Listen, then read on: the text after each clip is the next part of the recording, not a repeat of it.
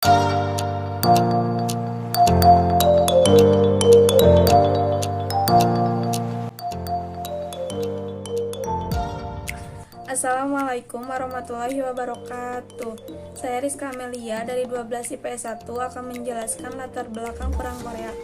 Latar belakang Perang Korea didasari oleh faktor perbedaan ideologi antara komunis Korea Utara dan kapitalis Korea Selatan yang menyebabkan pemisahan wilayah yang dibatasi oleh garis paralel ke 38 derajat. Meskipun masing-masing pemimpin dari Korea akan melakukan reunifikasi secara paksa atau kekerasan untuk memperluas pengaruhnya, adapun proses jalannya Perang Korea didahului dengan penyerbuan Korea Utara ke Korea Selatan yang menyebabkan intervensi ke beberapa negara sehingga menyebabkan gencatan senjata.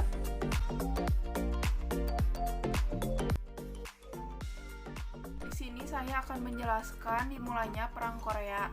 Perang dimulai pada hari Minggu pagi, 25 Juni 1950, setelah Tentara Rakyat Korea Utara (NKPA) melintasi paralel ke-38 didukung oleh tank T-34 buatan Soviet. Serangan itu tak terduga, baik dalam waktu maupun intensitas. Sementara itu, pasukan Republik Korea Selatan yang belum cukup terlatih atau mempunyai persenjataan untuk memenuhi tantangan tersebut memilih mundur. NKPA bergerak cepat, mengambil alih ibu kota Korea di Seoul, dan kemudian menyeberangi Sungai Han dan pergi ke barat ke Sungai Kum, lalu ke selatan menuju Taijeon dan Taegu. Korea Utara di bawah dukungan Uni Soviet berkeinginan menjadikan seluruh Korea sebagai rezim komunis. Presiden Amerika Harry S. Truman memerintahkan pasukan darat dan udara Amerika Serikat untuk mengevakuasi penduduk. Ia juga memerintahkan armada ke-7 Amerika Serikat menuju Selat Taiwan untuk mencegah konfrontasi antara komunis dan nasionalis Cina. Dalam 2 hari, PBB mengadopsi sebuah resolusi yang diusulkan oleh Amerika Serikat yang meminta pasukan Republik Rakyat Demokratik Korea untuk menarik diri. Meskipun dihimbau untuk menarik diri, Tentara Rakyat Korea Utara justru bergerak lebih jauh ke selatan. Truman yang cemas akan kekuatan Korea Utara memberi wewenang kepada Jenderal Douglas MacArthur untuk mengirim pasukan darat terlepas dari kehadiran pasukan Amerika. Pasukan Korea Utara terus bergerak ke selatan. Divisi Infanteri ke-24 dipimpin Jenderal William Dean yang menjadi pertama bereaksi untuk menghambat laju tentara Korea Utara. Divisi ini kemudian dibantu oleh Angkatan Udara kelima yang dipindahkan ke Korea, meskipun pada akhirnya tetap tidak bisa menghentikan kekuatan NKPA.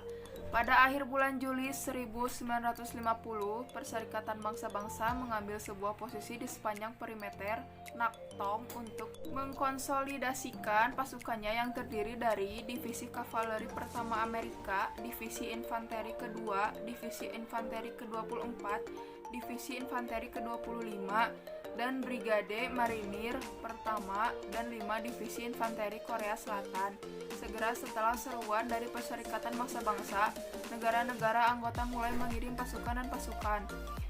Inggris adalah negara pertama yang merespon dengan menempatkan kapal mereka yang berada di perairan Jepang di bawah komando Perserikatan Bangsa-Bangsa. Sebagian besar negara tidak dapat mengirim banyak tentara, namun 17 negara berhasil memberikan setidaknya kekuatan finansial untuk komando PBB.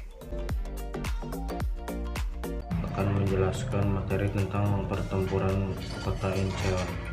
Kota Incheon adalah kota terbesar ketiga di Korea Selatan setelah kota Seoul dan kota Busan.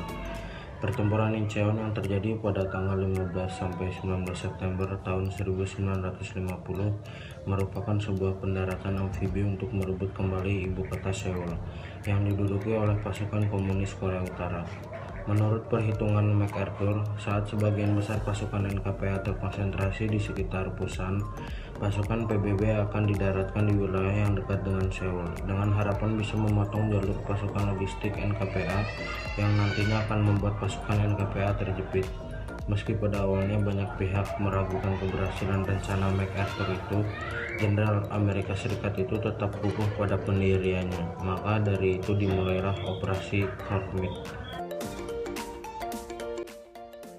Di sini saya akan menjelaskan tentang bergabungnya Cina ke dalam perang. Republik Rakyat Cina telah memperingatkan bahwa jika pasukan PBB menyeberang paralel ke-38. Mereka akan memasuki perang. Kan tetapi Jenderal MacArthur meyakinkan Presiden Harry S. Truman bahwa ancaman itu tidak akan terjadi. Pada pertengahan Oktober 1950 terjadi bentrokan dengan tentara Cina. Kemudian pada tanggal 23 November hampir 200.000 pasukan Cina menyerang. Mereka telah melewati sungai Yalu yang beku dan menghimpun kekuatan selama bulan November. Komando PBB terkena pukulan keras dari Cina sehingga Walker mulai menarik diri dan mengevakuasi pasukan melalui laut sebisa mungkin. Di sebelah timur, X-Corps juga mengalami kekalahan. Tentara dan personil marinir ditarik keluar di bawah tekanan besar dari serangan Cina dan cuaca yang turun. Hampir 40 derajat di bawah 0 Fahrenheit ketika tentara dan marinir mundur ke pelabuhan. Pugnam Angkatan Laut mulai melakukan evakuasi dalam malam Natal. Hampir 100.000 tentara PBB dan Republik Korea serta sebagian besar pengungsi dievakuasi pada 25 Desember. Pelabuhan tersebut telah hancur dan sebagian besar pasukan PBB menutup. Sejak saat itu sampai akhir perang, Cina memainkan perang yang dominan, tidak hanya dalam pengadaan peralatan dan perlengkapan strategi militer serta sipil, tapi juga dalam area strategi. Meskipun tentara Korea Utara terus memainkan peran penting, baik otoritas militer maupun sejarawan sipil mengidentifikasikan serangan Cina ini menandai fase konflik baru. Selain itu, Cina juga memainkan peran utama dalam negosiasi yang dimulai pada tahun 1952. Terima kasih. Saya akan menjelaskan mengenai berakhirnya Perang Korea. Berakhirnya Perang Korea ini pada 27 Juli 1953 saat Amerika Serikat, Republik Rakyat Cina, dan Korea Utara menandatangani sebuah persetujuan atau perjanjian yang dinamakan gencatan senjata. Namun, Presiden Korea Selatan Chiang Man-hee menolak untuk menandatangani tersebut. Namun beliau berjanji untuk menghormati kesepakatan tersebut. Perang Korea ini membawa kerugian yang sangat besar bagi kedua belah pihak. Hampir 3 juta orang menjadi korban dalam perang ini.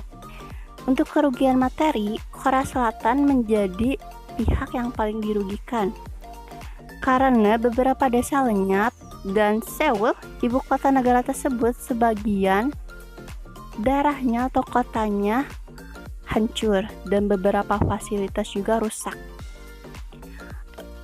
Sekian dari penjelasan kami. Wassalamualaikum warahmatullahi wabarakatuh.